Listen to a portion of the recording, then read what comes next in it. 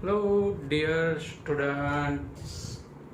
Welcome to Physics Academy of Sachin Sir. વિકલન part 2. Last લેક્ચરમાં વિદ્યાર્થી મિત્રો વિકલન એટલે એક રાશિમાં બીજી રાશિની સાપેક્ષે થતો સૂક્ષ્મ ફેરફાર અને એને મેથેમેટિકલી વિકલન તરીકે ઓળખી શકાય. કેટલાક સૂત્રની ચર્ચા આપણે કરેલી. y is equal to constant, અચળ હોય તો અચળનું વિકલન dy by dx is equal to 0. y is equal to x raise to n હોય તો dy બાય dx ઘાત આગળ ઘાતમાંથી એક ઓછા. પછી y is equal to c into x raise to n હોય. અચળ અને x વાળું પદ બંને સાથે હોય તો અચળ પદ એમને એમ રાખવાનું અને x રેઝ ટુ n માં ભૂકંપ ઘાત આગળ ઘાતમાંથી એક ઓછા. સરવાળા બાદબાકીનો નિયમ y બરાબર u plus or minus v હોય તો dy by dx is equal to du by dx plus or minus dv by dx. એટલે નિયમ શું સમજાવવા માંગે છે કે બે પદો વચ્ચે પ્લસ હોય કે માઇનસ, તમારે સૂત્ર પ્રમાણે દરેક પદનું વિકલન કરવું. હવે આ બધી જ માહિતી પર આધારિત બે એક્ઝામ્પલની એક બેઝિક પ્રેક્ટિસ આપણે વિદ્યાર્થી મિત્રો ધ્યાનમાં લઈએ કે y is equal to 5x square minus 2x plus 3 નું x ની સાપેક્ષે વિકલન કરો. એટલે અહીંયા વિધેય પહેલા જ લખી કાઢીએ. y is equal to 5x square minus 2x plus 3. હવે બંને બાજુ x ની સાપેક્ષે વિકલન એટલે અહીંયા લખીશું d by dx. આ તો યાદ છે ને, ભૂલી નથી ગયા. સમયની સાપેક્ષે વિકલન હોય શું લખાય? d by dt. થીટાની સાપેક્ષે વિકલન હોય તો અહીંયા શું લખાય? d by d theta. Okay, તો dy by dx. આ y એમ ના, આ બ્રેકેટમાં ત્રણેય પદો અને અહીંયા લખાશે d by dx. આનો અર્થ એ થાય કે આ ત્રણેય પદોનું x ની સાપેક્ષે વિકલન કરો. હવે આપણા સૂત્રો અનુસાર 5 અચળ એમના એમ, x સ્ક્વેર ઘાત આગળ ઘાતમાંથી એક ઓછા, માઇનસ નિશાની એમના એમ, બે કોન્સ્ટન્ટ એમના એમ, x ની એક ઘાત. અને યાદ હોય તો ડાયરેક્ટ પણ યાદ રાખવાનું કહેલું, x નું x ની સાપેક્ષે વિકલન શું થાય? 1 થાય. પણ અહીંયા જો નિયમ પ્રમાણે જઈએ તો ઘાત આગળ એકમાંથી એક ઓછા અને 3 ની ઉપર નીચે આજુબાજુ બધે જોયું પણ ક્યાંય x નથી એટલે અચળ પદ એટલે એનું વિકલન 0. હવે બધા જ પદનું વિકલન થઈ જાય એટલે d by dx લખવાની જરૂર નથી. તમે ડાયરેક્ટ પણ આનું સીધું જ વિકલન આ રીતે લખી શકો છો. એટલે અહીંયા 5 ગુણ્યા 2 10 x ની એક ઘાત લખતા નથી અને અહીંયા આવશે x ની 0 ઘાત એટલે 1 થઈ જાય એટલે -2 અને અચળ પદ જેનું વિકલન 0. સમજાઈ ગયું? અમુક પ્રેક્ટિસ થઈ જાય પછી વિદ્યાર્થી મિત્રો તમે ડાયરેક્ટ આનું વિકલન લખી શકો. જો આ જ એક્ઝામ્પલ ને ફરી જોઈએ. dy by dx 5 એમના, બે આગળ બે માંથી એક ઓછા એટલે 2 ગુણ્યા 5 10x ઘાતમાંથી એક ઓછા એટલે 1 ઘાત 10x. x નું x ની સાપેક્ષે વિકલન શું થાય? 1 એટલે -2 અને 3 અચળ એટલે એનું વિકલન 0. ચાલો એક બીજું એક્ઝામ્પલ, બીજું ઉદાહરણ સમજીએ કે y is equal to t cube. x ની જગ્યાએ હવે t આવ્યું. t4 -5 નું t ની સાપેક્ષે સમયની સાપેક્ષે વિકલન કરો. વિદ્યાર્થી મિત્રો સમયની સાપેક્ષે છે, t ની સાપેક્ષે એટલે વિકલનનો જે સિમ્બોલ સંકેત રહ્યો એમાં શું આવશે? d by dt આવશે. ખ્યાલ આવ્યો આમાં? d/dt. એટલે અહીંયા પહેલા જ વિધેય લખી કાઢ્યો આપણે ક્વેશ્ચનમાં જે આપ્યું. હવે t ની સાપેક્ષે વિકલન એટલે અહીંયા લખાશે d/dt ym ના dy/dt. પછી આનું સીધું જ આપણે વિકલન એપ્લાય કરીએ તો ઘાત આગળ 3 ઘાતમાંથી 1 ઓછા 2 3t². ઓકે. હવે આનું વિકલન શું આવશે? ઘાત આગળ ઘાતમાંથી 1 ઓછા એટલે 4t³ અને -5 કોન્સ્ટન્ટ અચળ પદ એટલે એનું વિકલન 0. એટલે અહીંયા રહેશે 3t² + 4t³ અને ડાયરેક્ટ વિદ્યાર્થી મિત્રો લખવું હોય તો dy/dt ઘાત આગળ ઘાતમાંથી 1 ઓછા 3t² ઘાત આગળ 4t ઘાતમાંથી 1 ઓછા એટલે 4t³ લખી શકાય. સમજાઈ ગયું? ઓકે. હવે વિકલન પાર્ટ 2 માં આગળ આજે બીજા કેટલાક સૂત્ર અને કેટલાક નિયમો આપણે સમજીએ. સાંકળનો નિયમ, ચેઇન રૂલ. આની રેરેસ્ટ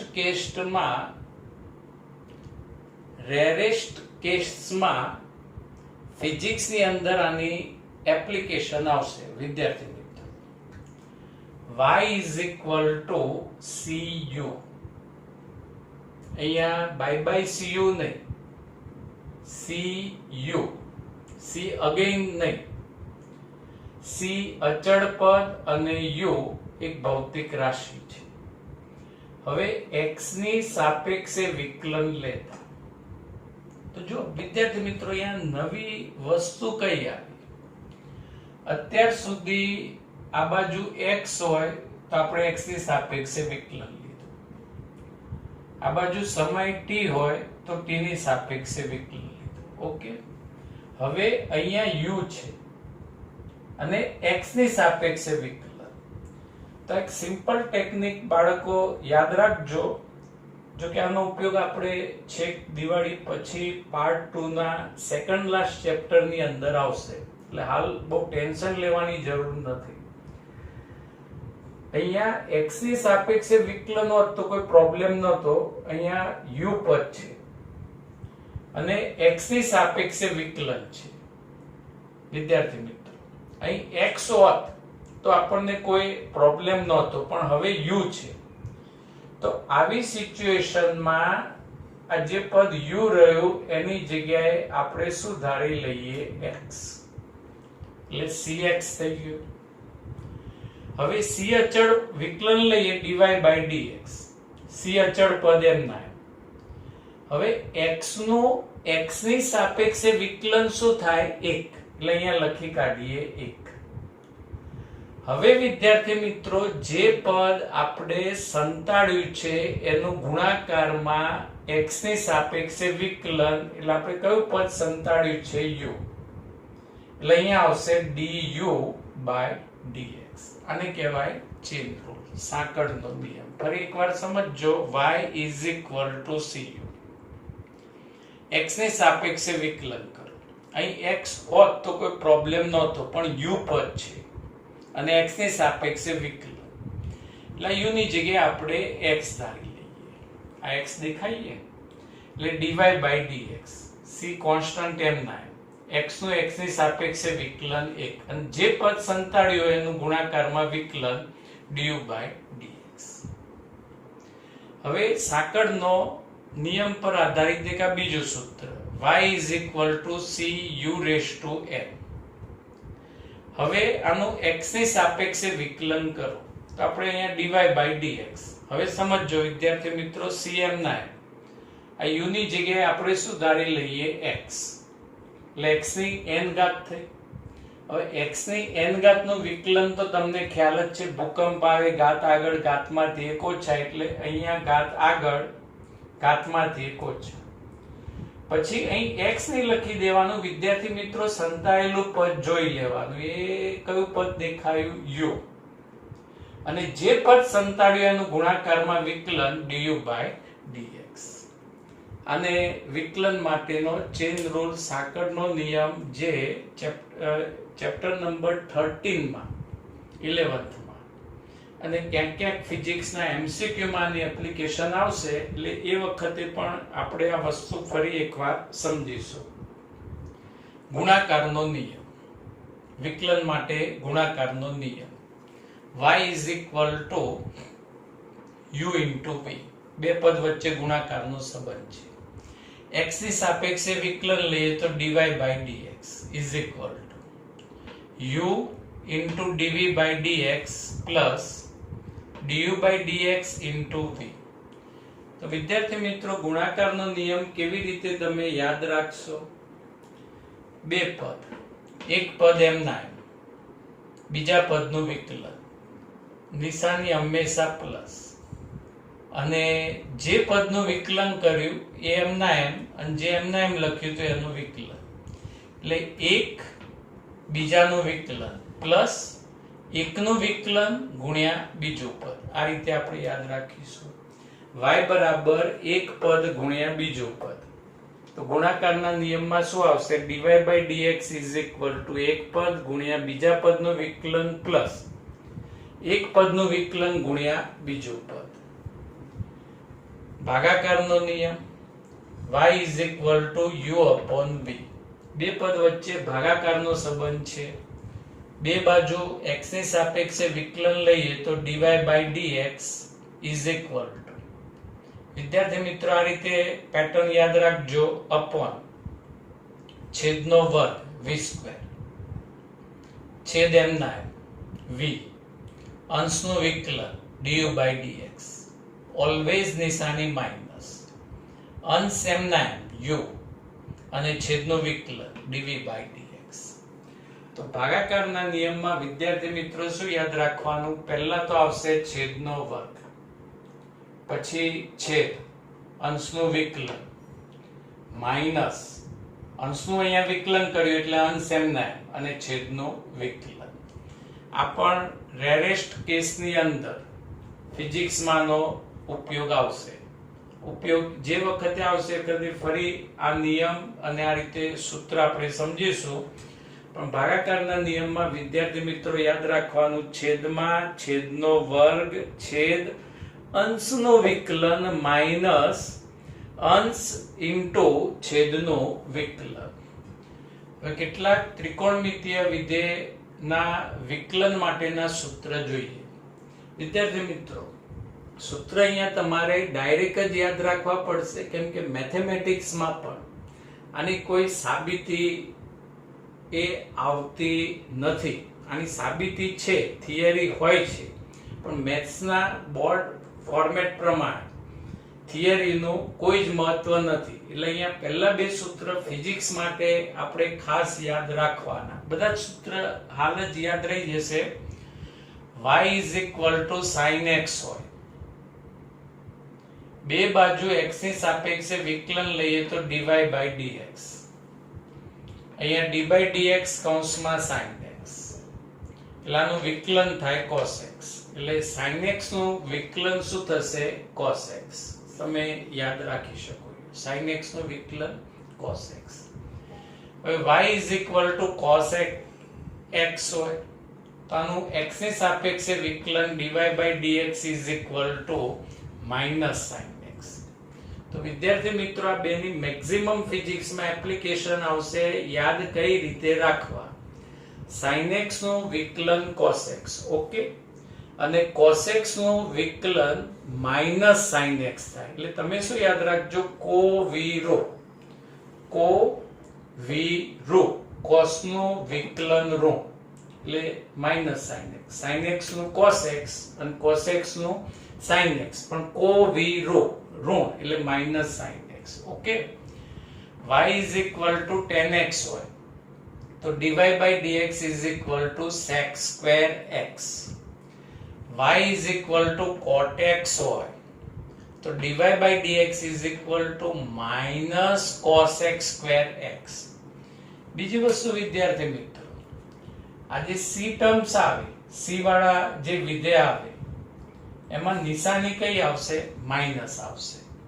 તો y બરાબર tan x, એનું વિકલન sec square x, તો y બરાબર cot x નું વિકલન શું થશે minus cos x square x. Okay, y is equal to sec x dy by dx વિકલન sec x into tan x. હવે એના જેવું જ પદ y બરાબર cosec x, તો dy by dx is equal to minus cosec x into cot x. આ ત્રિકોણમિતીય વિધેયોના વિકલનના સૂત્ર થયા, જેમાં મહત્તમ sin cos અને tan. આનો મેક્સિમમ ફિઝિક્સની અંદર એમસીક્યુ ની અંદર એપ્લિકેશન આવશે. પછી y બરાબર log e base x હોય, તેનું વિકલન dy by dx is equal to 1 by x, અને y is equal to e raised to x ચરઘાતાંકીય વિધેય હોય વિદ્યાર્થી મિત્રો, અને ચરઘાતાંકીય વિધેય કહેવાય. એનું વિકલન રહ્યું એનું એ જ થાય, dy by dx is equal to e raised to x. આ વિકલન માટેના સૂત્ર થયા. વિદ્યાર્થી મિત્રો, હવે ગુણાકારના નિયમની પ્રેક્ટિકલ એપ્લિકેશન આપણે સમજીએ. અને ગુણાકારનો નિયમ જો આપણે સ્કીપ કરવો હોય, એવોઇડ કરવો હોય, તો પણ આપણી પાસે એક રીત છે, એ પણ આપણે સમજીએ. y is equal to x plus 2 અને બીજા બ્રેકેટમાં 2x plus 5, એટલે કે બે પદ છે અને બંને પદ વચ્ચે ગુણાકારનો સંબંધ છે. હવે આનું વિકલન લઈએ તો dy by dx, એક પદ બીજા પદનું વિકલન પ્લસ બીજું પદ અને પહેલા પદનું વિકલન.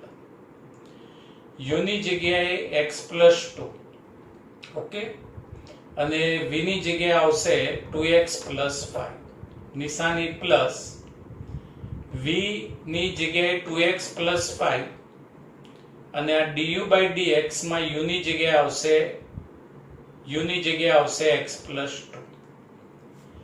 હવે x plus 2 પદ એમના એમ. હવે વિદ્યાર્થી મિત્રો, બે પદનું વિકલન કરવાનું. હવે બે કોન્સ્ટન્ટ, બે એમના એમ, x ની સાપેક્ષે વિકલન 1 એટલે રહેશે 2, અને 5 અચળ પદ એટલે એનું વિકલન 0 એટલે ખાલી રહેશે 2. સમજાયું? આ x ની સાપેક્ષે વિકલન 1 એટલે રહેશે 2, 5 અચળ એટલે 0 એટલે અહીંયા રહેશે 2, પ્લસ 2x plus 5m9, ફરી પાછું x ની સાપેક્ષે વિકલન 1 થાય, અને 2 અચળ એટલે એનું વિકલન 0. હવે આ બ્રેકેટ કૌંસ છોડી દઈએ તો આ 2x plus 4 અને અહીંયા આવશે 2x plus 5, એટલે સિમ્પ્લિફાય આવશે 4x plus 9. આ ગુણાકારના નિયમની એપ્લિકેશન થઈ. પણ આ નિયમ આપણે સ્કીપ કરવો છે, એવોઇડ કરવો છે, તો આપણી પાસે બીજી પણ રીત છે. આ જે પદ આપ્યું છે એનો બ્રેકેટ કૌંસ છોડી દઈએ, એટલે x નો ગુણાકાર બંને પદ સાથે કરીએ તો અહીંયા આવશે 2x સ્ક્વેર પ્લસ 5x. પછી બીજા પદનો ગુણાકાર પણ બંને પદ સાથે કરીએ, 2 નો ગુણાકાર 2 સાથે કરીએ તો અહીંયા 4x અને 2 ગુણ્યા 5 10. વિધેય વ્યવસ્થિત લખીએ તો 2x સ્ક્વેર પ્લસ આ બંનેનો સરવાળો 9x પ્લસ 10 એટલે કે 2x square plus 9x plus 10. હવે x ની સાપેક્ષે વિકલન લઈએ તો આ 2m9 ઘાત આગળ આવી જશે એટલે 2 ગુણ્યા 2 4x, ઘાતમાંથી 1 ઓછા એટલે 1 ઘાત. સમજાય?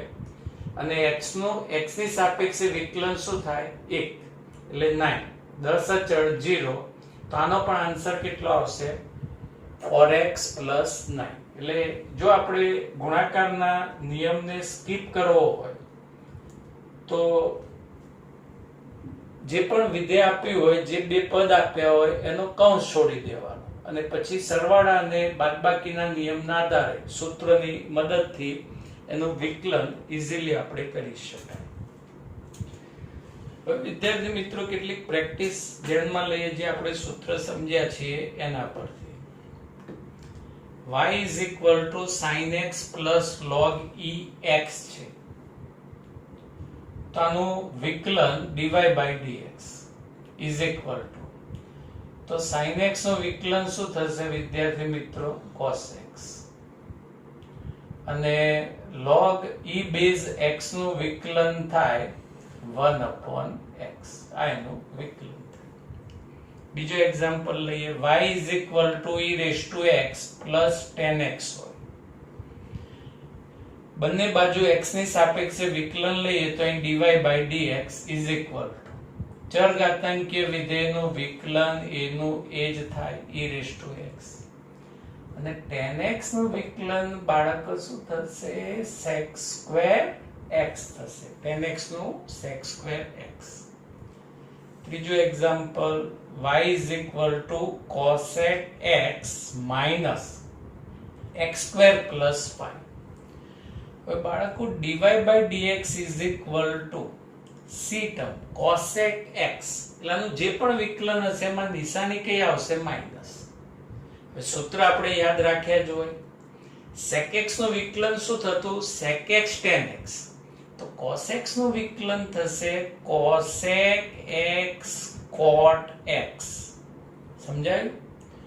માઈનસ x સ્ક્વેર, ઘાત આગળ ઘાતમાંથી એક ઓછા એટલે 2x, એક ઘાત લખતા નથી, અને 5 અચળ એટલે એનું વિકલન 0, એટલે +0 પણ લખતા નથી.